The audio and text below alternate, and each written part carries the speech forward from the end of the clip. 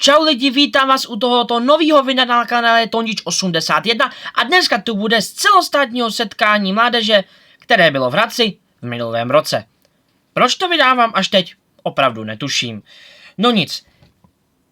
Bude to dneska koncert od skupiny Godzone, kde jsem byl i se svými kamarády. Vojtou, Radimem, Lenkou a Bárou. Tak si vemte nějaké to občerstvení a jdeme na video!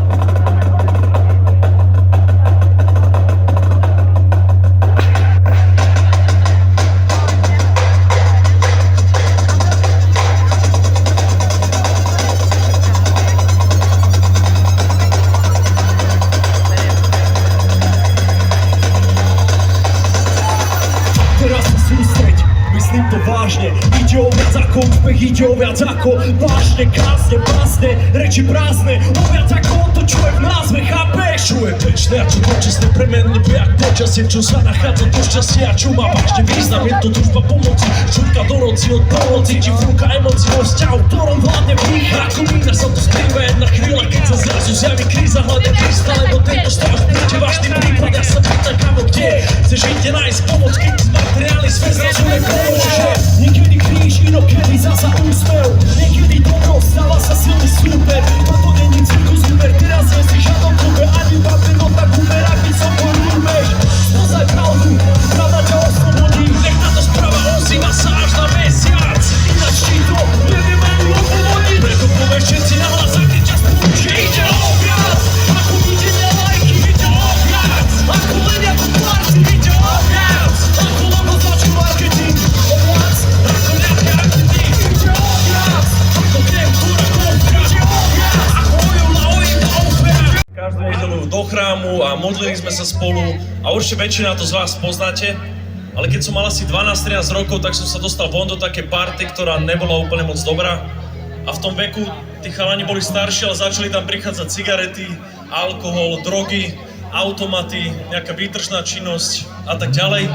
A na mňa sa toto strašne nalepilo, najprv tráva, potom už to bolo každodenná vec, takže iné drogy, veľa kradnutia, boli peniazom. A základnú som prešiel, doma to začalo byť horšie a horšie, hlavne s mojou maminou, veľmi sme sa hádali a až som ju tak nemal rád, za čo sa teraz hanbím. A prišiel som na strednú a tam ma po roku vyhodili a už Boh sa ma predtým tak trochu dotýkal a snažil sa ma ťahať bližšie k sebe. Lebo moja mamina sa za mňa vždycky modlila, aj keď to bolo horšie, tak ešte viac pridala na modlitbe a trvalo to roky. A zrazu akorát na konci toho roka, aby bol pokoj doma, som povedal, že tak teda pôjdem na také duchovné cvičenia na 2 týždne v lete, sa to volá, že Oáza, 15 dní. Prídem tam, oh yes, sme tu. A prišiel som tam a tam bolo asi 50 mladých ľudí v mojom veku a všetci proste chválili Boha, hovorili svedectvá, modlili sa. A ja som to 5 dní pozoroval a po 5 dňoch som si povedal, že vy ste úplne mimo. Že vy neviete, čo je život, neviete, čo je baviť sa, že ja som vonku bol a ja som si to prežil. Ale predsa len som niečo vyrastal a predsa len o niečom proste som počúval aj v tom kostole a tak ďalej. Tak som povedal jednu vetu a do toho chcem možno pozvať dneska aj vás. A poriadne som aj neveril, ale vyslovil som ju. A tá veta znela asi takto, že Bože, ak si, tak sa mi ukáž. Ja ti dávam moje posledné 2 týždne života. A on to zobral vážne. Prednášky, chvály, kázne už neboli prázdne.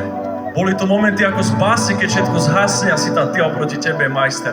A závislosti odchádzali ako dezerter. Vzťahy, škola, on prišiel do všetkých sfér.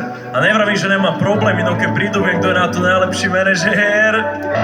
Keď Boží duch je in the air, tak tomu ver, že nemá priestor. Aby sem osvetmi, ale keby si bol priťazaný na elektrické kreslo, oslobodcujú jak mandel a nosom. Smelo do krašu ako milý prestol. On je Boh živý, stále ma prekvapuje, keď na všetko má v rukave ESO a cesto. Všetko, som aj tak stále len na púči, no aj tak preveslo. A snažím sa, aj keď sú na púči, ja verím, vytrvalo, verím. Len tebe Ježíš, aj keď to ľahké není. Bežím, vytrvalo, bežím, buďte s nami. Ježíš, aj keď to ľahké není. Poď, verím, vytrvalo, verím. Len tebe Ježíš, aj keď to ľahké není. Bežím, vytrvalo, bežím. Za tebou Ježíš, aj keď to ľahké není.